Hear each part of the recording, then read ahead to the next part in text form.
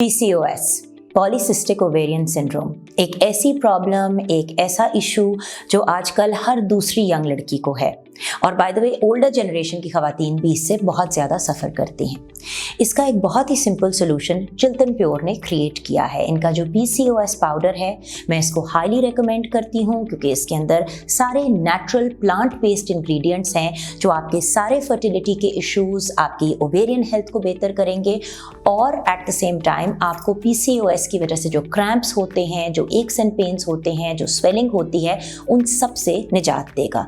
क्योंकि इसके अंदर शामिल है एलोवेरा, पोमोग्रेनेट यानी कि अनार, इसमें आंवला है, इसमें शोका है, गिलोय है, इसमें बहुत से अमेजिंग इंग्रेडिएंट्स हैं जो कंबाइन करके आपको इन सब इश्यूज से रिलीफ देते हैं। तो डेफिनेटली ट्राई चिल्तन प्योर का ये अमेजिंग PCOS पाउडर। 2 स्कूप्स आपने सुबह या शाम को पानी में, दूध में या किसी स्मूदी में डालने हैं और आप दुआएं देंगे मुझे।